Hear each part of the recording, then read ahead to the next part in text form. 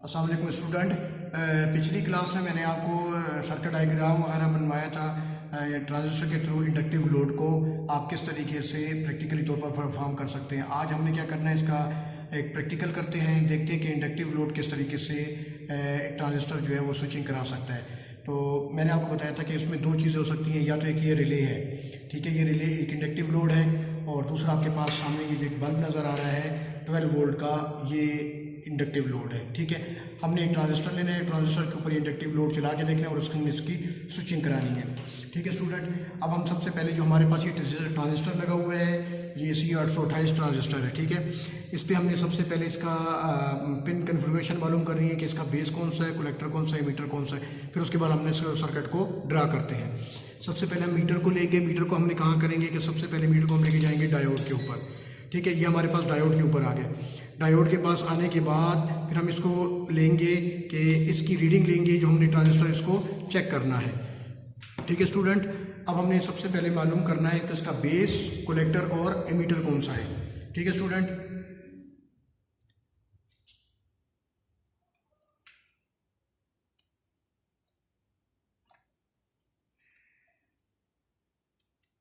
ये अब हम मालूम कर रहे हैं, एक एक को मालूम करेंगे कि बेस कौन सा है, कलेक्टर कौन सा है और एमीटर कौन सा है। अब हमने ये देखना है कि जो हमें मालूम हुआ है,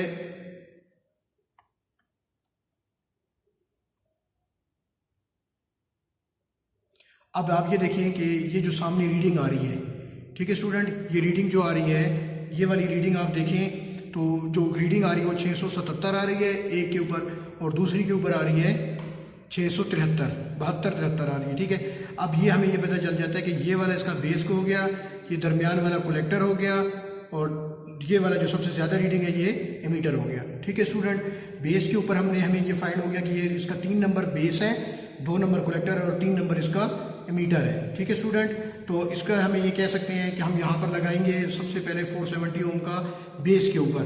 बेस के ऊपर हमने रजिस्टर लगा लिया। रजिस्टर लगाने के बाद इसको हम 5 वोल्ट अप्लाई करेंगे। ठीक है स्टूडेंट,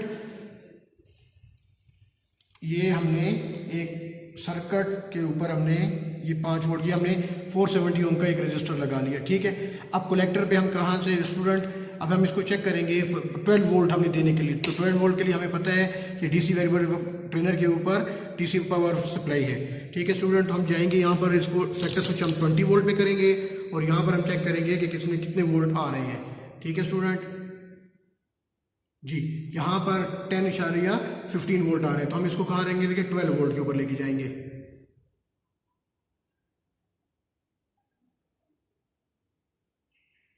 ये 12 वोल्ट आ गए।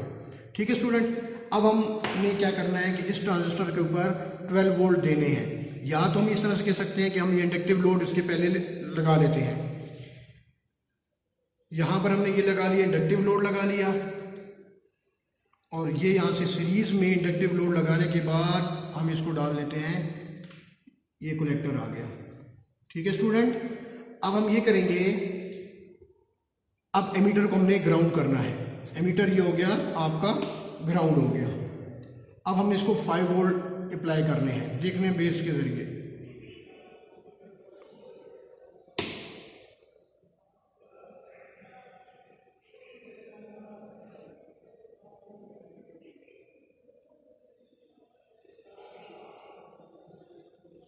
इस तरीके से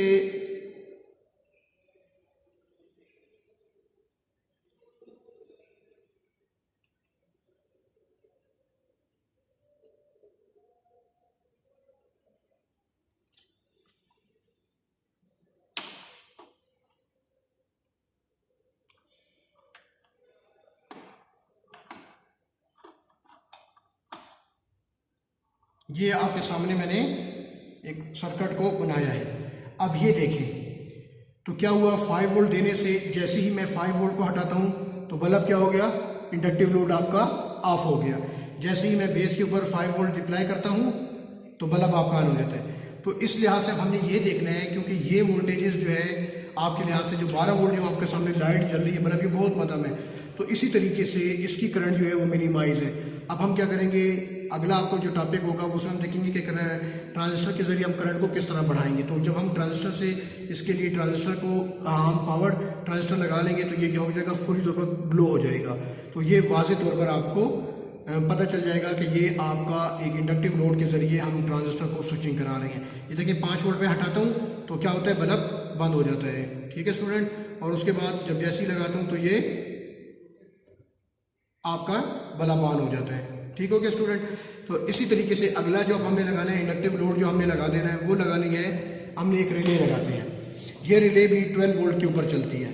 तो इसका भी हमने देखना है कि ये 12 वोल्ट पे हम इसको इस्तेमाल करेंगे और फिर हम देखेंगे कि हमें आउटपुट पर जो है वोल्टेजेस कहाँ कहाँ से मिलती हैं।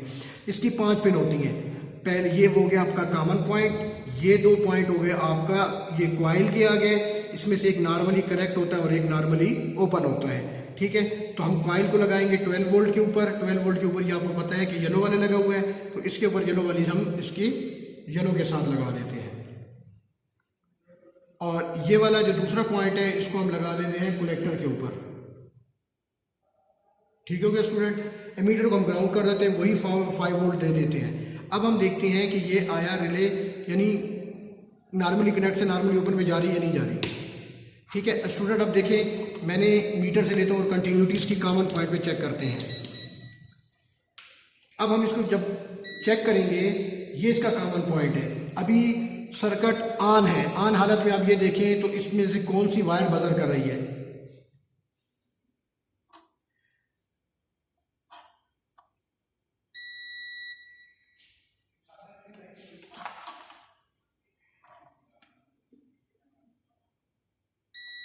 अब ये देखिए, जब आपका सर्किट ऑन है तो कंटिन्यूटी आपको आ रही है, तो इसमें आपकी ग्रीन वायर जो है कॉमन के साथ कंटिन्यूटी बता रही है, आपको बजर बता रहे हैं आपके सामने। ठीक है, अब मैं क्या करता हूँ, मैं सर्किट को बंद कर देता हूँ। तो इसका मतलब ये हुआ कि ये नॉर्मली